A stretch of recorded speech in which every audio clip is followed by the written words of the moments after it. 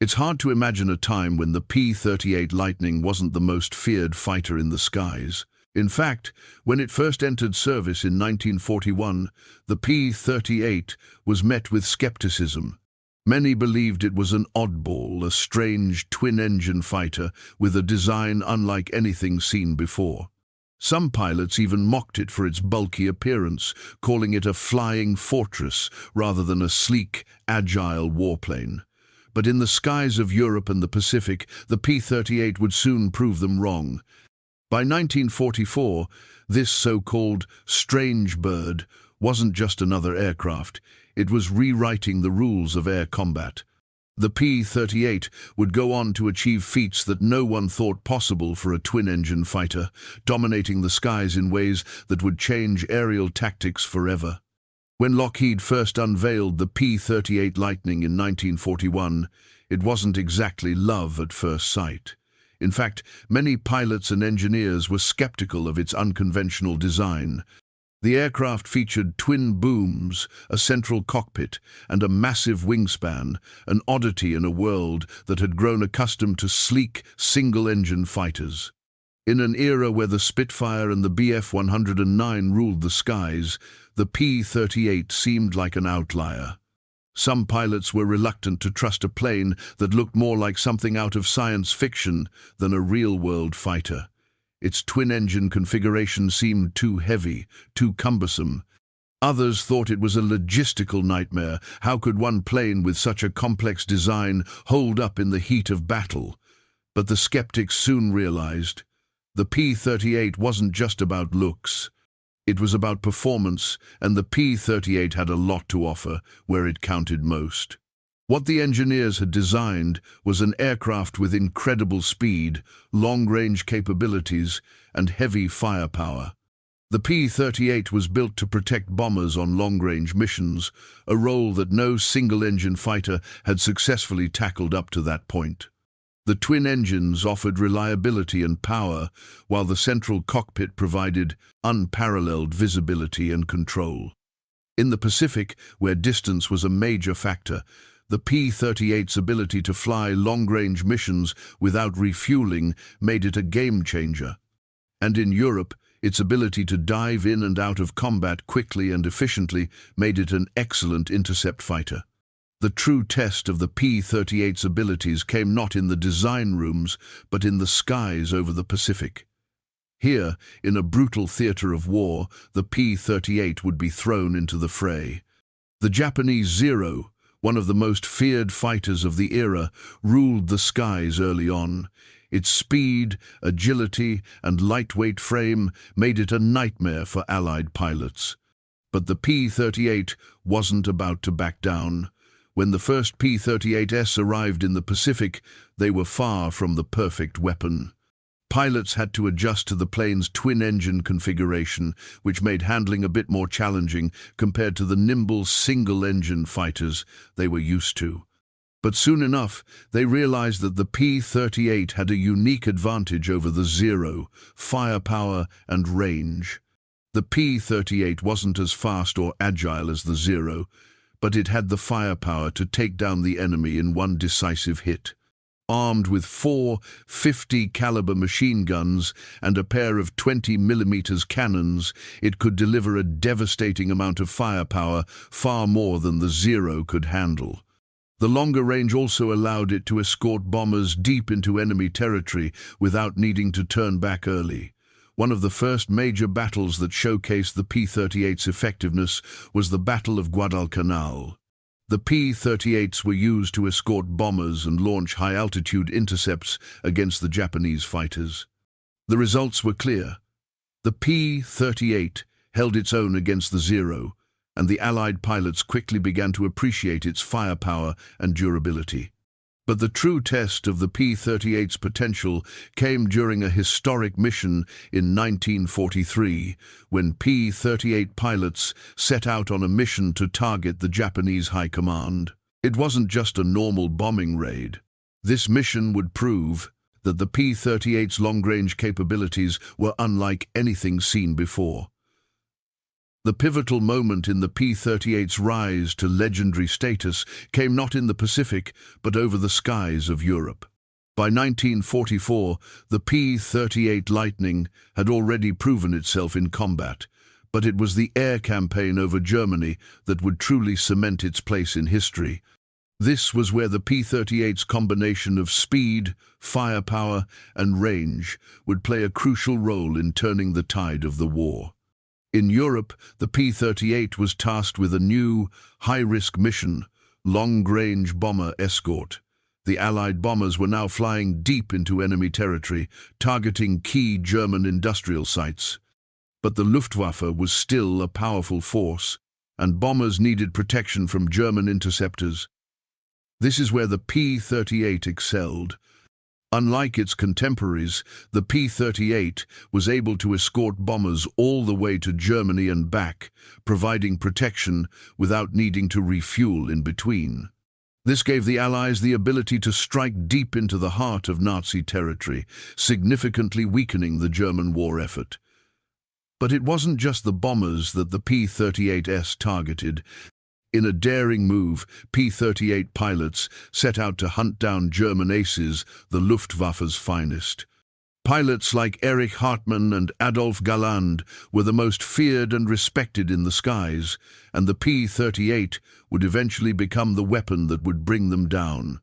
The P-38's first significant victory came in 1943 during a mission led by Major Richard Bong, America's top ace. The P-38 was used to intercept German bombers and fighters, and in the chaos of a dogfight, it was the P-38's deadly accuracy and heavy firepower that gave it the upper hand. In this engagement, the P-38S destroyed numerous German aircraft, proving that twin-engine fighters could stand toe-to-toe with the best the Luftwaffe had to offer. The P-38 wasn't just a machine, it was a companion to the men who flew it.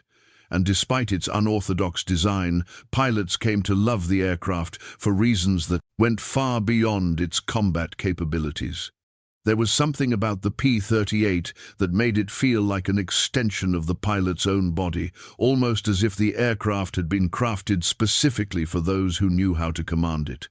One of the key aspects that pilots appreciated was the P-38's visibility. The central cockpit, flanked by the twin booms, provided pilots with an almost panoramic view of the sky. Unlike other fighters, which often had limited visibility due to their design, the P-38's unique configuration allowed pilots to have a wider field of view, making it easier to spot enemies and make quick tactical decisions. The P-38's twin-engine design also had an impact on how it felt to fly. Though its engines made it more challenging to maneuver than a single-engine fighter, the power of those engines gave the plane incredible endurance. The P-38 could fly longer distances and maintain high speeds for extended periods, making it ideal for the long-range missions that became increasingly important as the war progressed. But perhaps the most important factor in the P-38's relationship with its pilots was its firepower. The P-38 carried an arsenal of weaponry that made it a force to be reckoned with. 4 50-caliber machine guns and a pair of 20mm cannons gave it the firepower to engage almost any opponent, whether in dogfights or bombing runs. For a pilot, having that kind of firepower at their fingertips was empowering, and it made the P-38 a reliable weapon, one that could turn the tide of battle with one well-aimed shot. Legendary pilots like Richard Bong, Thomas Maguire, and Johnny MacDonald became synonymous with the P-38, achieving incredible success while flying the Lightning. Bong, in particular, racked up 40 confirmed kills flying the P-38, earning him the Medal of Honor, the highest honor a U.S. pilot could receive. These pilots' bond with their aircraft wasn't just out of necessity, it was a genuine love for a machine that proved itself in the most brutal circumstances. The P-38 wasn't just a fighter for its time, it was a pioneer that would influence air combat tactics for generations to come. Its design and use in combat set the stage for new approaches to aerial warfare, fundamentally changing how wars would be fought in the skies. One of the P-38's most significant contributions was in the area of long-range escort missions. Prior to the P-38, Allied bombers had been vulnerable to attacks by German fighters during long raids deep into enemy territory. The P-38's ability to escort bombers all the way to targets and back without needing to return early for fuel was a game-changer. It allowed the Allies to carry out sustained bombing campaigns in Nazi Germany, occupied France, and other key regions missions that would have been impossible without the P-38's unique capabilities. The P-38 also played a pivotal role in developing the tactics that would later define strategic bombing and air superiority. During these missions, P-38 pilots would use their range and firepower to escort bombers into enemy territory, intercepting enemy fighters and ensuring that the bombers could deliver their payloads without being shot down. As the war progressed, these escort tactics were refined and later became standard practice in combat. Additionally, the P-38's high-altitude performance helped to redefine the role of fighters in air-to-air combat. Its ability to operate at high altitudes, where many other aircraft struggled, made it the perfect match for intercepting enemy bombers at the edge of their reach. This helped secure Allied dominance in Europe, where high-altitude engagements were common.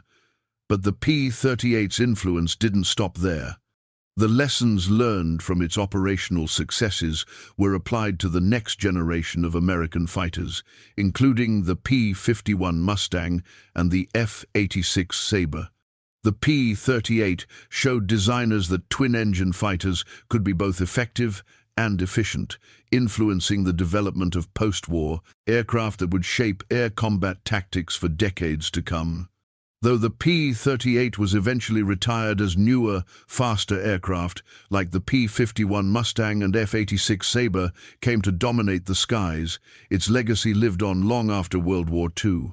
The principles behind the P-38's design, especially its twin-engine configuration, long-range capabilities, and firepower, left a lasting impression on future fighter aircraft. One of the key aspects that the P-38 introduced to the world of aviation was the idea that twin-engine fighters could be more than just bombers' escorts. During the war, many believed that twin-engine planes were inherently slower and less agile than their single-engine counterparts. But the P-38 proved that twin engines could enhance performance rather than hinder it.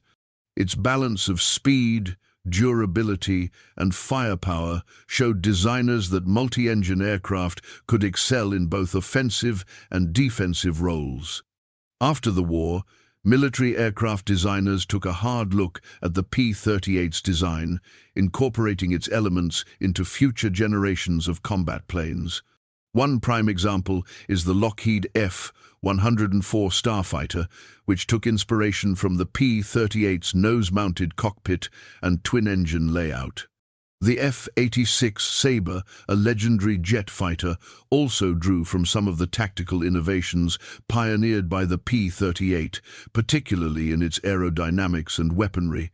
In addition to influencing fighter design, the P-38's use in combat also highlighted the importance of strategic air superiority. The P-38's ability to stay in the air longer than its contemporaries laid the groundwork for refined air combat tactics, such as the focus on escorts, high-altitude dogfights, and precision strikes concepts that would dominate military aviation for decades. In many ways, the P-38 set the stage for jet fighters that would follow, proving that new approaches to design and tactics could produce highly effective combat aircraft.